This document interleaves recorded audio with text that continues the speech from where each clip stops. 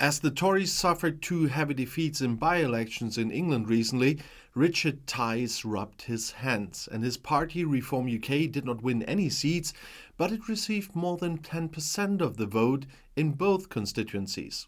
It is their best result so far, and party leader Tice spoke of a huge step forward. He was particularly pleased that he could give his arch-enemy the Tories a slap in the face. The rise of Reform UK, a party that politicizes somewhere between right-wing populism and right-wing extremism, is currently causing a stir in Great Britain, and the ruling Tories are fearful.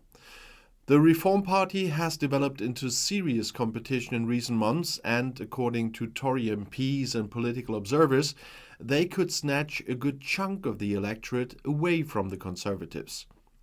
Their stated intention is to flatten the Tories, as Tice once said. Reform UK is the successor to the anti-migrant and anti-EU Brexit party which Nigel Farage founded in March 2019. The one-issue party made life difficult for the Tories at the time and forced them to take a tough Brexit course. When they left the EU in 2020, the party lost its reason for being, and it changed its name to Reform UK. Farage stepped down from active involvement in 2021 and left the party leadership to his confidant Richard Tice, a rather colourless entrepreneur. Migration poses a dilemma for the government in Britain, and for a long time hardly anyone was interested in this party, and Reform UK remained a fringe phenomenon. That only changed over the past year when the Tories moved migration to the centre of the political debate and promised something they could not deliver. Rishi Sunak pledged to completely ban boat crossings across the English Channel, and this was one of his central 5 promises. It was a stupid slogan because it's simply not feasible, says Rob Ford. He's a political scientist at the University of Manchester. And so it happened. In the autumn, it became clear that Sunak would not be able to stop the boats. And this was a golden opportunity for Reform UK. The party could accuse the government of breaking its word. The Tories had the British betrayed, and the population is think they allowed uncontrolled mass immigration at unprecedented levels into the country, as Richard Tice complained in January. With such arguments, it's easy for Reform UK to mobilize people. Anti-immigrant sentiment is the deciding factor as to whether someone votes for Reform UK. In this sense, the party is no different from the German AfD, from the Sweden Democrats, or Giorgia Meloni's Fratelli d'Italia. Reform UK also benefits from the general unpopularity of the Tories, and the governing party has been in a deep poll hole for over a year, and a crushing defeat is expected in the next elections. For socially conservative, Brexit-loving voters who would never vote for Labour or the Liberal Democrats, Reform UK provides a vessel to express a general dissatisfaction.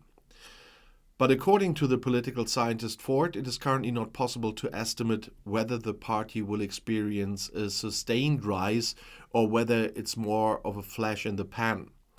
Some of the support might be soft, he says, and this means many people say they will vote Reform out of frustration with the Tories, but when it actually comes down to it, they will still vote for the Conservatives. Whether Reform UK will cause serious problems for the Tories in the coming months depends above all on one man, and that's Nigel Farage. Britain's most notorious and effective right-wing populist may be the party's president, but he's not currently actively involved in its affairs. With his job as a presenter on the right-wing conservative channel GB News, Farage has enough opportunities to shape the public debate, and his appearance in, I'm a Celebrity, Get Me Out of Here, was just as media effective. In November, Farage went to the Australian bush to be filmed eating pizza with camel udders and pig penises. But if he were to return to active duty for Reform UK, then the Tories would have a problem. And Ford sees it the same way. If he decides to appear as a Reform politician at party rallies, on television and on the radio, then he would cause a serious headache for Conservatives. Nobody underestimates Farage's political talent. More than any other politician, he laid the foundations for Brexit. That was also written by the New Statesman magazine last September. And under his leadership, the right-wing populist parties UKIP and the Brexit Party achieved their greatest triumphs. More recently, he has also put the Prime Minister under pressure. In an attempt to ensure his political survival, Sunak has adopted Farage's program. And Sunak may be at the head of the government, but in many respects, Farage is in power. Farage is still keeping a low profile. The endless speculation about a possible return suits him just fine, so he's currently limiting himself to commenting on what is happening from the outside and warning the Tories. The Conservative Party has no idea what's coming, is what he said in January. And chaotic scenes also took place in the House of Commons in London last week, and that I won't forget on this channel. The Scottish National Party and the Conservative Tories factions walked out of the House of Commons in protest even. Over 50 MPs are now calling for the resignation of the Speaker of the House of Commons, Sir Lindsay Hoyle, and that reminds me quite of Bercow. The uproar was sparked by the process of a vote on a demand for a ceasefire in Gaza. The House of Commons was actually supposed to vote on Wednesday first on the Scottish SNP's motion on the Gaza war, as parliamentary tradition would have required, and only then on the amended motions of the other parties. But Hoyle changed the order and put Labour's proposal up for election first, or for the vote. Many Britons accuse Hoyle of wanting to use his decision to help his own Labour Party vote uniformly for its own motion. Since October 7th, there have been heated disputes within the party regarding its stance on Israel. Some Labour MPs might have voted for the SNPs if the order of motions up for vote had been different. But the Tories ultimately withdrew their own amendment in protest, and the Labour group voted unanimously for the amended motion in the absence of the Tories and the SNP MPs. It calls for an immediate humanitarian ceasefire, but Israel cannot be expected to lay down its weapons without an end to the violence from Hamas.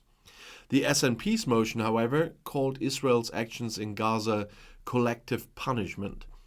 The motions from all parties condemned the violence on both sides, including the Hamas attacks on October 7th, and called for the immediate release of the Israeli hostages in addition to humanitarian aid.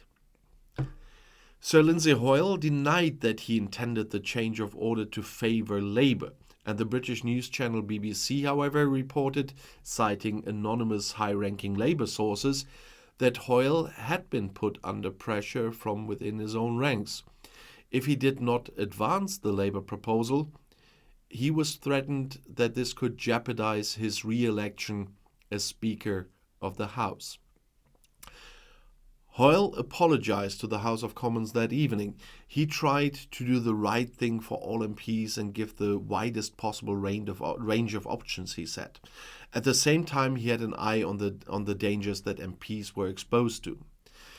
Since pro-Israel Representative Mike Freer's office was set on fire in December, many lawmakers have feared attacks. However, the chaos may also stem from the fact that the Tories and the SNP are becoming nervous about the upcoming elections. Labour is considered the absolute favourite here. So the Tories are in trouble from all sides. That's why I started with Farage and ended with Hoyle. There is no real way to see how they still want to win the next general election. And if you want to see more, the next video is right here in the end screen. I'll see you there. I'll be back.